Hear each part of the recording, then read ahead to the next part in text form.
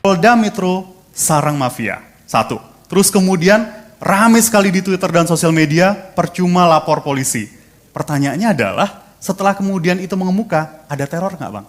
Untuk penegakan hukum ya Bang ya. Betul. Saya ingin mengkonfirmasi Bang, dari elaborasi tadi sebenarnya, kan tadi sempat disebutkan juga bahwa bawah sampai atas, nggak tahu atasnya sampai mana. Intinya mafianya itu di mananya sebenarnya Bang? Dan kemudian biasanya yang terjadi itu ketika kemudian yang Anda hadapi itu seperti apa? Untuk pembelajaran kita semua pastinya. Jadi gini ya, contoh kayak kasus investasi bodong. Awal ini kan saya di korban setelah saya berhasil beresin, korporatnya hire saya. Karena dia lihat kamu pintar, kamu gigih. Nah di situ kebongkar semua juga. Jadi ternyata ada backingannya jenderal di atas. Dia bilang, oh saya udah kondisikan. Ketika ada LP masuk ke Polda, ketika ada LP masuk ke Polres, kita bikin yang namanya Satgas, dikumpulin semua jadi satu. Nah udah satu itu dimandekin. Jadi kalau dilihat kasus investasi bodong, tidak ada satupun yang jalan. Nggak ada. Ya, Indosuria 15 triliun, 8.000 klien. Mahkota 8 triliun. Narada 6 triliun di situ. Nggak habis lah kalau saya sebutin di situ udah ratusan triliun dan berapa banyak klien masyarakat yang nangis sampai udah banyak yang meninggal di situ. Itu tidak jalan. Ternyata backingannya itu sampai di atas sampai jenderal. Saya agak kaget, hah?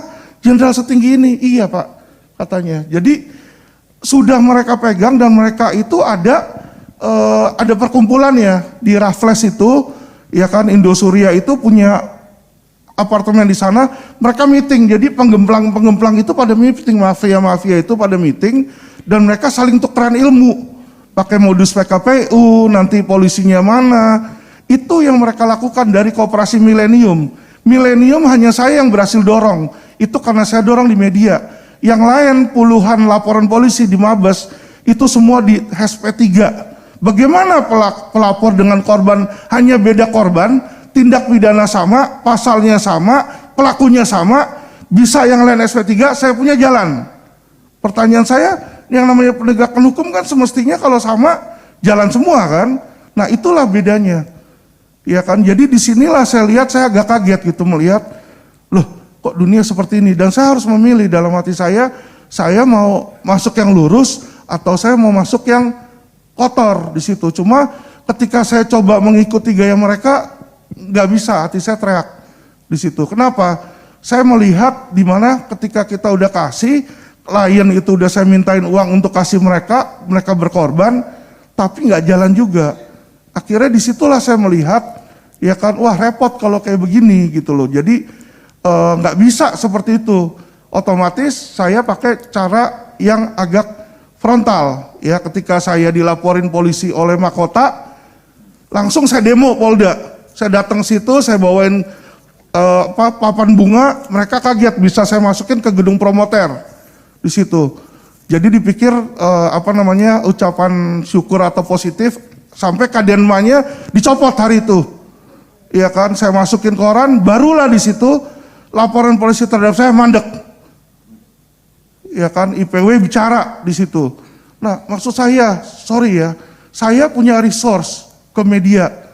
Berapa banyak masyarakat yang mungkin lebih parah dari saya nggak punya resource.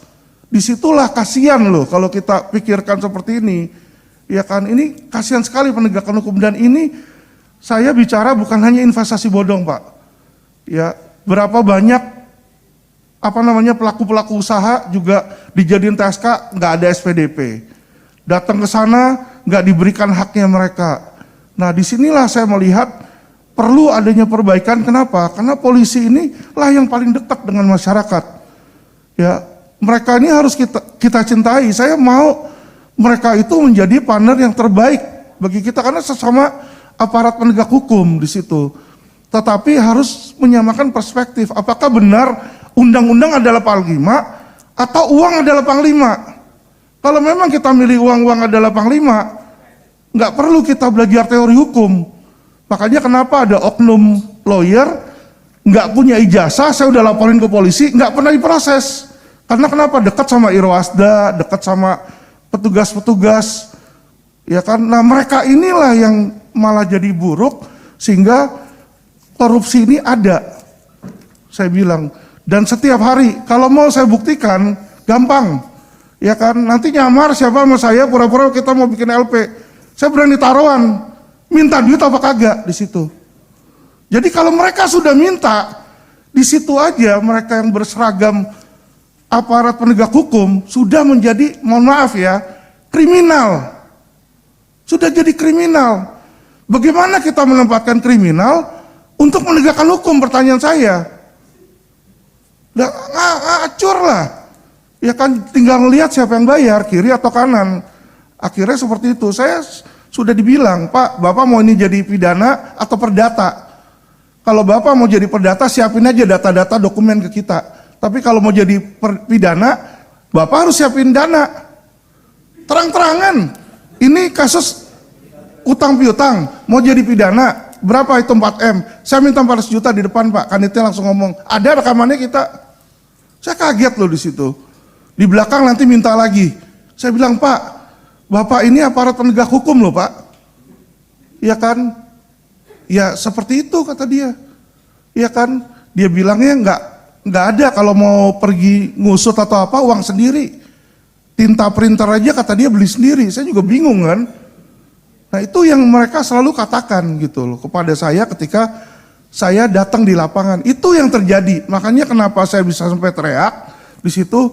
Udah capek saya karena nanganin sekian banyak, nggak ada yang beres, diperkeruh, akhirnya malah makin berantakan di sana. Dan saya lihat belum ada ketegasan dari pimpinan Polri untuk benar-benar memberantas.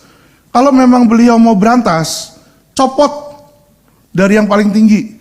Saya udah bilang loh di media, Pak Polisi, Pak Kapolri, siapa mau datang ketemu saya buka itu semua rekaman, siapa-siapa aja yang terlibat, berani atau tidak. Kalau nggak berani percuma. Ya dong, kalau nggak berani buat apa saya ngomong? Karena ketika saya ngomong, saya makin dibenci.